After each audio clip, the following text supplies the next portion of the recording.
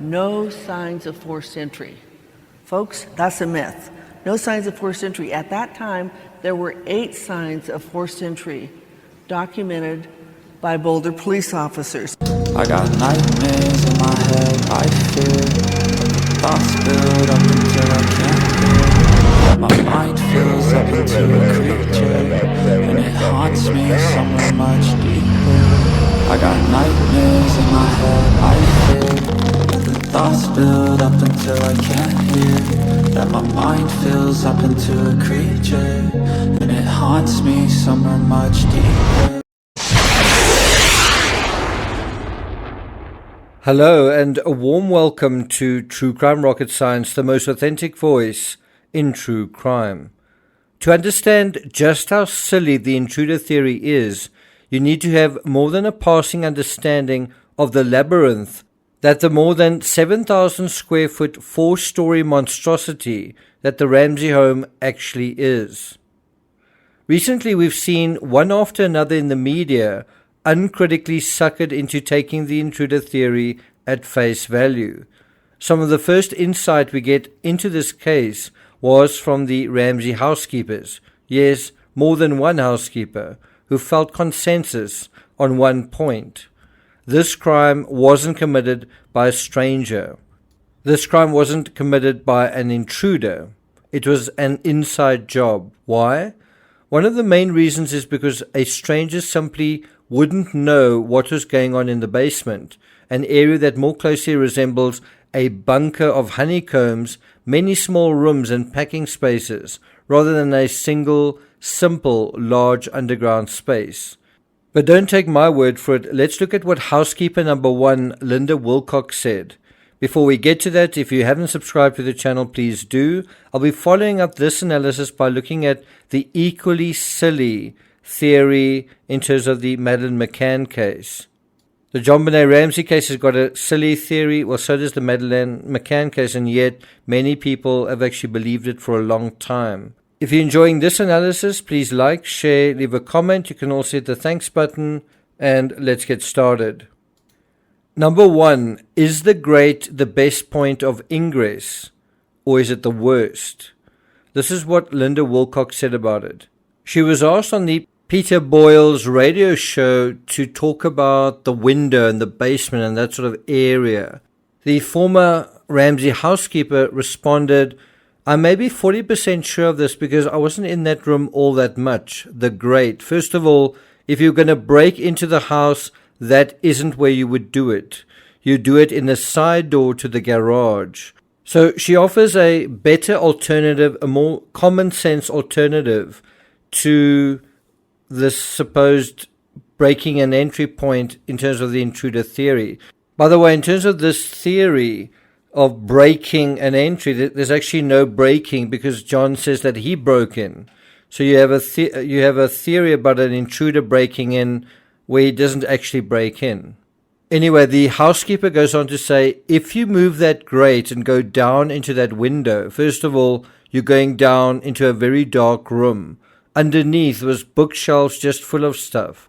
And just below that was this big basket with this huge Easter bunny in it. I mean, that room, it was cluttered, it was crowded, and it was dark. Not an ideal place to take anything in or out. Remember, if the intruder wants to get to JONBENET and JONBENET's bedroom, well, you're going to need to go upstairs, up. And so you want to get yourself to a staircase, in this case, a spiral staircase that will take you up to JONBENET's room. So why are you going to start off by going into the room by going down? Further, after stumbling over and through the clutter in the basement, guess where you emerge on the ground floor? Well, right opposite the front door, the main entrance to the home, and also the epicenter. There's also another staircase there, which is most likely to lead to an interception with the people you'd most like to avoid, the parents and JONBENET's brother. Incidentally, JONBENET's older brother, John Andrew, was surprised that the ransom note was left at the spiral staircase, which is not where a lot of people would move through in the home. He thought the more likely place to leave it, where it would be seen, Bear in mind, the Ramseys were supposed to decant from their home and fly somewhere else the next morning. They could easily just not have even seen that note. But if it was left at the main staircase, it would have a better chance of being seen. That's number one. Number two, the shortest, easiest route, or the longest, hardest route. It's a stupid question, but here it is. You're asked to break into a house full of people. You're in the house with at least 4 people. On your way out, are you going to want to take the longest possible route out, spending the longest possible time, or would you want the shortest route and time? If the intruder breaks in through the basement window and uses the suitcase to help him exit, then he's taking the longest possible route, not only to JONBENET's room, but also from it. He's also going back downstairs from the ground floor, only have to climb back up and out again. So if you want to think about this in a very simple way, think about the intruder needing to go up, but then he breaks in by going down. And then vice versa. When he's in JONBENET's room, he needs to go down to get out the house, but what he instead does is he goes somewhere where he needs to climb up. So in other words, he goes down and up. Number 3, there's no breaking and entering. The whole notion of an intruder suggests someone who comes from outside and breaks in. The Ramsey intruder certainly is an odd duck. Not only does he break in without actually breaking in, he kidnaps without kidnapping. One could even take it a step further and say, if the intent of this monster was to commit a particular type of crime against a child, well, he seems to actually forget to do that as well.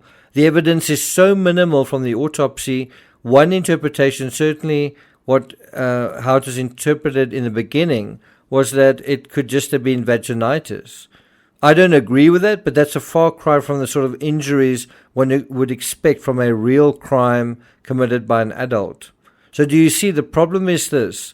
The intruder doesn't break anything because John has apparently broken it for him. Also, he somehow gets through the window not once but twice while managing to avoid scraping away a spider web. And nor does he leave behind any traces of fibers from his own clothing. Now, at the beginning of this clip, I played Paula Woodward dispelling myths about forced entry.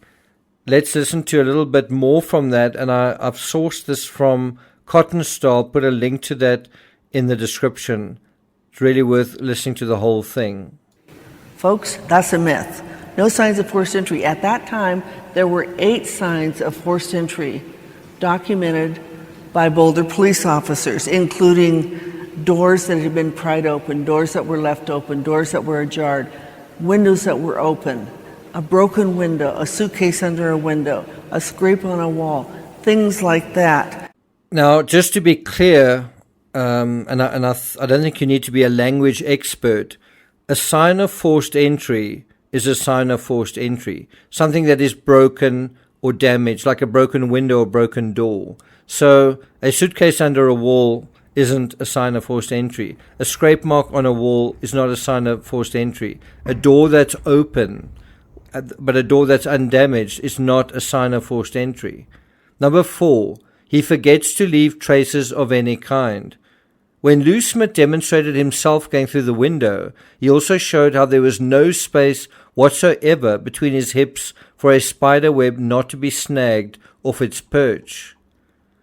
And surely the rough, uneven, and in places sharp surfaces of that window frame with broken glass ought to have snagged some trace of clothing. Does he leave footprints outside in the packing peanuts, in the dirt, in the grit, in the leaves? No? That's odd, because in just a little grit, Burke apparently left a clearly discernible high-tech print. And you've got that same grit, if not more, not in the basement, but on the window, the outside of the windowsill area.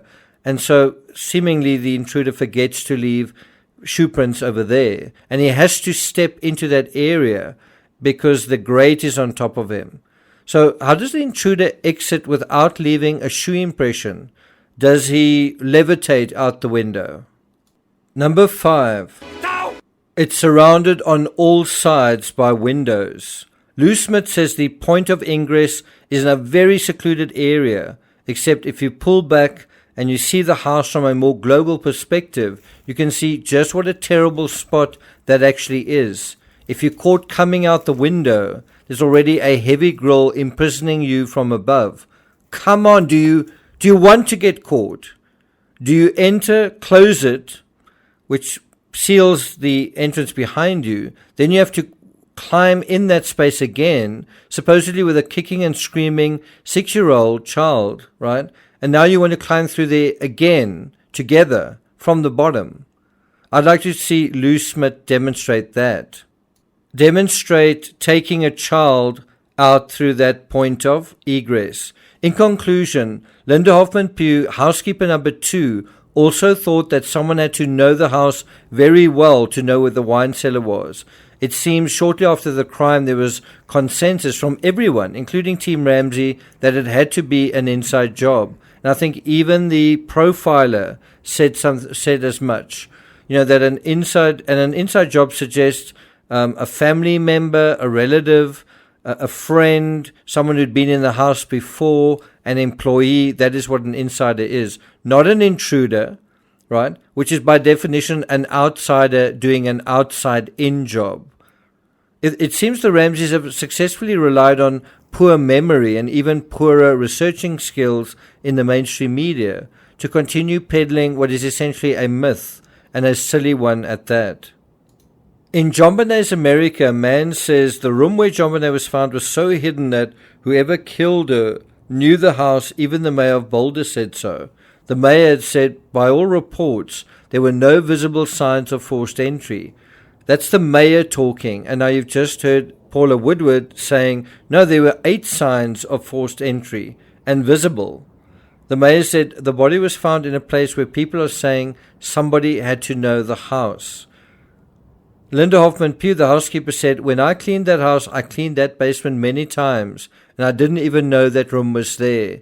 It tells me somebody had to know that house. She also said, the more I think about it, JONBENET could not have been killed by a stranger. I didn't even know that room was there. How could a stranger know to go there? How in the world did this happen? Thank you for listening, and I'll see you guys next time.